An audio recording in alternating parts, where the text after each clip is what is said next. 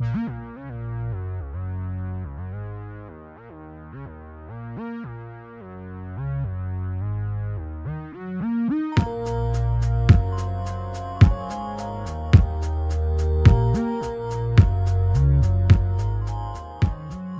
is our second session now with Garret Price. And Garret, you have been planting a church, an urban church, using sport. We talked about that in our previous podcast. So if you'd like to pick up on that, how do you do that? Make sure you grab hold of that. But Garret, you're a little younger than I am. A little bit. And we have a generational issue going on in our society. You want to speak to that in general? Yeah, it depends on what your perspective is, that you might think millennials are the greatest generation of all time, or you might think that millennials are the absolute worst and they are the biggest problem with this country. So and chances are you could be having some valid points on either side of that argument. Well, I like to think that I, as a baby boomer, we're your models because we were you guys. We didn't want to trust people that were older than us. We wanted to do things our way. We thought that the old ways were not great ways to do it. Sure. And so I have a heart that really is with you guys because I love what you're doing as a generation. And yet we've got something going on in our society that I think in sports ministry we have to be aware of it. And one of the things we would hope to do today in our conversation is help people that are trying to reach millennials. Sure. And what is it that they're going after, and what is it that they're seeking? And I'll let you speak more to that, but I'd like to frame it in this way. Most people have been aware, or in Christianity, that they would say in the West, America or other Western countries, that we are post-Christian, meaning about 40 years ago now, in the 60s, 70s, so 40, 50 years ago, we started getting this move away from Christianity. People wanted to move it out of the public square, get it out of the schools, get it out of all the places. And they wanted to replace it with a secularism, the secularism that is just, you don't believe in God anymore. And they wanted to get rid of this God that we were created in His image. Right. They didn't like that. There was too much guilt, too much this, too much that. But 20, 30 years into that, people said, all right, I'm glad I got rid of that God, but I'm still aching inside. Yeah. I don't have answers for my life. Secularism doesn't give me what is really healthy or makes me happy. So now, I say that as a society, we are now post-secular. Okay. Not just post-Christian, but post-secular. Yeah. And the word for it now is spiritual. Mm-hmm. Yes. A spirituality. Yes. And the spirituality, I describe it as a Christless, meaning no Christ, Christless religion. Yeah. And we want to create a God in our image that we can feel good about because this is what I think, this is what I believe, this is what I want, and so I want to have a God that would say, yeah, everything I want and do is good. Yeah. And we're trying to create God in our image, and then we feel good about it, and we call it spiritual.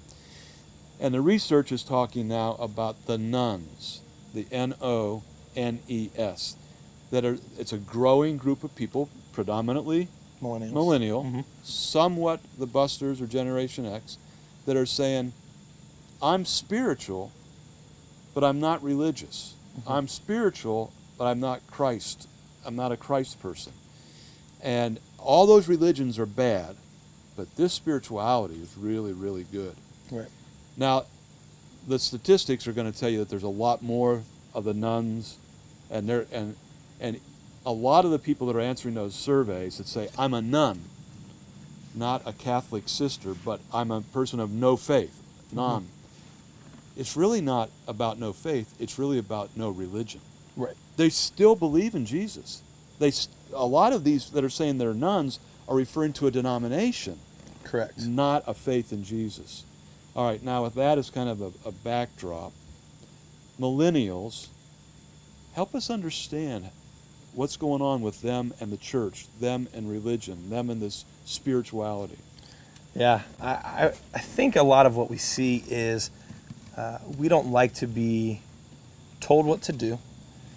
We don't like to be put in a certain box. So if you categorize a millennial as something, regardless of what that something is, it could be accurate even, the fact that there's a specific label on it puts us in a box. And so we like to, in general, and I'm speaking in generalities, obviously, but we like to not have any labels, any limitations, any, if we work in an organization, we don't want to have to go up the pecking order to talk to the boss. We just want to go talk to the boss.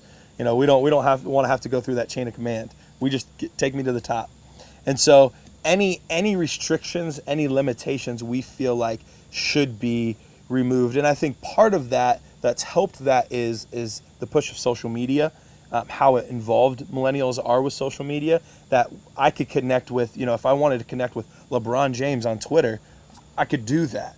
He might not talk to me back, but I know that hypothetically he could be reading what I'm writing out to him. And so we have this concept in our mind that there's nothing that should be able to hold us back. There's nothing that should stand in our way. If we want to do something, we should have every right to be able to do it. And therein lies some of the issues, isn't it? Yep. So you come in to the sports ministry of a local church, and you don't want to just be there. You want to go right to the direct. In fact, the pastor may not be high enough. You might want to go to the denominational head. Maybe. Or you're going to go to some person that you're listening to their podcast as the ultimate authority. You're going to go to them rather than even your senior pastor. How can we, as different generations, how can we find a common ground? And within the sports ministry of a local church, sure, how do we deal with this whole issue? Do you have any helps for guys like me? How do we supervise millennials? How do we relate to millennials? And maybe you have some words to your own millennial friends about what they would benefit from. Sure. I think there's definitely some clear errors on both sides.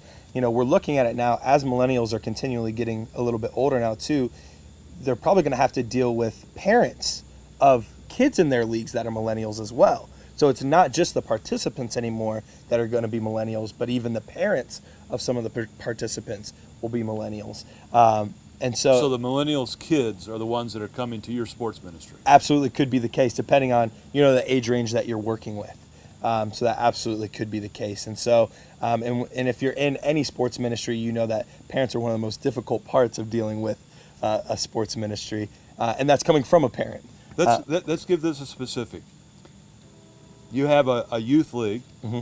and here's a bunch of 5 to 8 year olds. And as a boomer, I'm going to hand you a hand-typed out schedule for everything. Mm-hmm. Chances are I'm doing one of two things. One, I'm taking a picture of that schedule and throwing away the piece of paper, because why did you hand me a piece of paper? Or two, I'm just scrapping it all together and I could care less what's on that paper. I'm going to run it the way I want to run it. And there's beauty in that, but there's also a lot of problems that come with that too.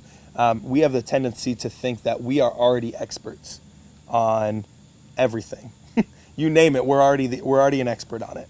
I probably already looked it up on Google. I YouTubed it, whatever. I looked up the other day to how to tie a tie on YouTube. So that we can figure out everything's at our fingertips. Wow, you're wearing a tie now. Right. Well, I like to pretend every once in a while that I dress up, but everything's at our fingertips, and so I am probably thinking, if I'm an immature millennial, and so let me phrase it that way. If I'm an immature millennial, I'm assuming that you, as the director, as a boomer, are trying to put me in a box of how I'm going to run this team, run this league, whatever it is.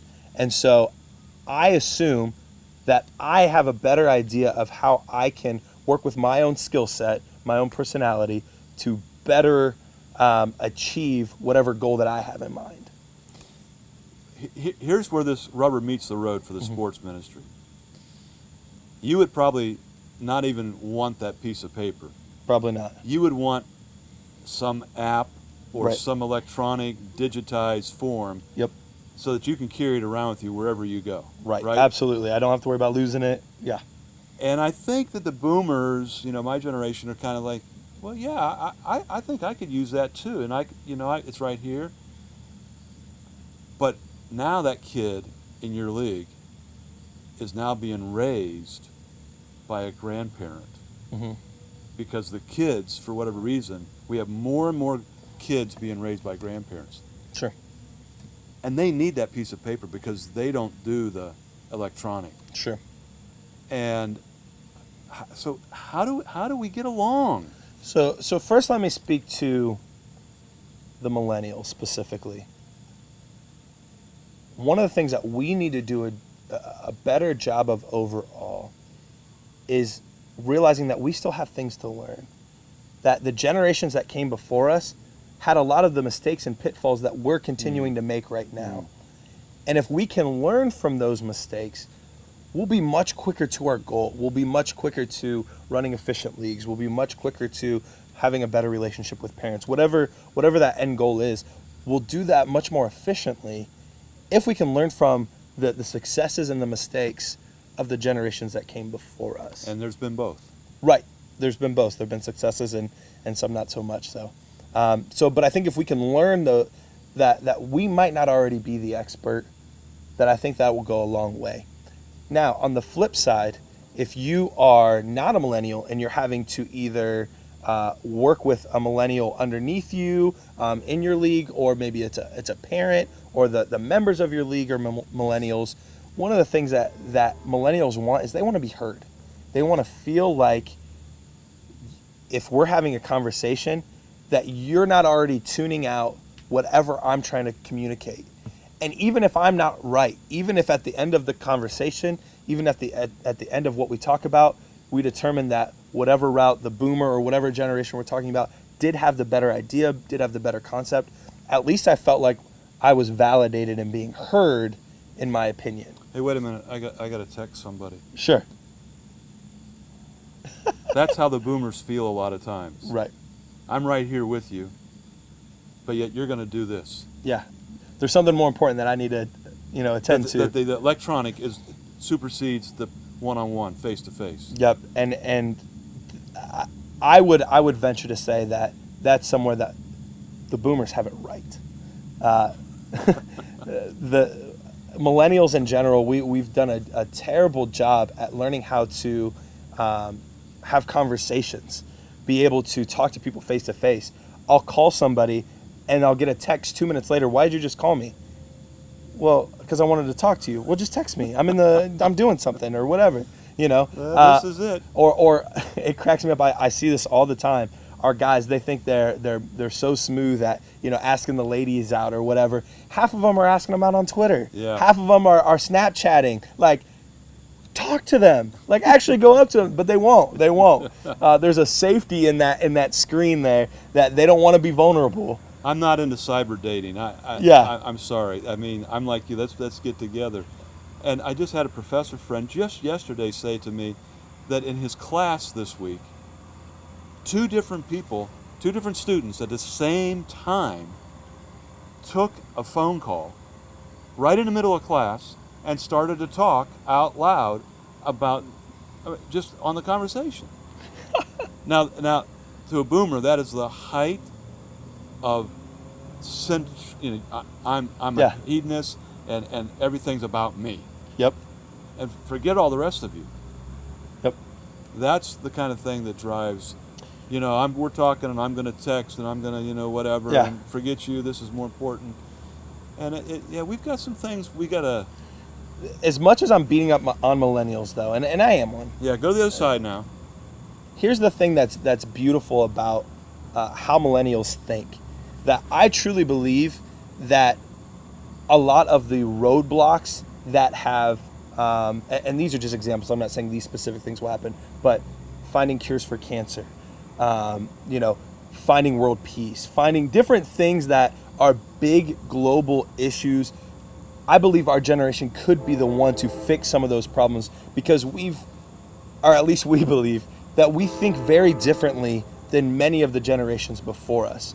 Some of that is because we're self-centered, but there's a determination, there's a drive to figure out what's next, to find the next, the best, the greatest, and that can be problematic at times as well. But I think there's a beauty in being able to push forward maybe further than we've ever been able to go before. And we should just say we're here at the Leedy Annual Memorial Golf Marathon raising funds for the millennial generation, so that they can actually go and get a sports ministry degree, some scholarship money in that. We appreciate you taking your time here. And we're getting some background noise here with the train going through. A little bit, a little bit. Which is, great on the sound system. If you're listening to this, you got to say, what is going on? Well, we're outdoors at the golf marathon, so please excuse our trains. But Garrett, what you were saying there leads me to think about how help those in the church. How do we grab hold of the millennials and transfer them even out of the sports, fitness, rec ministries into the sanctuary? How do we actually get them as part of the church? Because we said earlier in this podcast that there's a whole group of them that are saying, I don't have any, I'm none. But they still love Jesus. Yeah. How do we capture them? Yeah, and I think that's a question that people all over America are facing. That there's this generation that has no desire to be in a physical church building. A lot of them would much rather meet with their Bible study group at Starbucks, or they would much rather talk while they're playing video games and they'll chat together on there, or whatever it is. They would much rather find their own way to do that. However, I think if there are things that not only are intentionally geared toward millennials, but doing things that the actual people in your church, the people specifically over the age of 35, that are actually intentionally seeking out the millennial generation, to just spend time with them.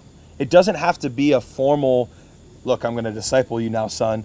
But just, hey, I would love to take you out to dinner, because I promise a lot of those college kids are really hungry, and they would love someone to buy them dinner. It's the same thing you started out with. It's relationships. It's relationships, absolutely. And so I think if we're intentional about generations and some of the gaps in the generations, just spending time together, being together, finding that common ground, that I think that will go a long way, because whether millennials will admit it or not, most of us are longing for some guidance. Most of us are longing for, because there's so many that didn't have great family, that maybe they had a great, mom, but, dad's not in the picture anymore, or mom and dad are there, but, I don't have any cousins, aunts and uncles, or, man, I grew up just with my grandparents, or, they're longing for people that are going to be intentional in their life with spending time with them and caring about what's going on. Whether or not it seems like a big thing to them, it's a big deal to millennials and what they're dealing with and what they're going through. I think of these words, authenticity. Yeah. That's very important. You've got to be authentic. You've got to be in a bigger than life mission. You talked about that earlier. Mm-hmm. I'm not happy just rolling balls out. I want to make an impact on the world. Yeah. And churches that are coming into this and they don't allow millennials to see how they are impacting the entire world, I think are going to miss out. They're not authentic. They don't have a big, as they say, the old big, hairy, audacious goal to get out there and do it. And then just the relational side of being willing to listen. My generation's got to be willing to listen and hear what's going on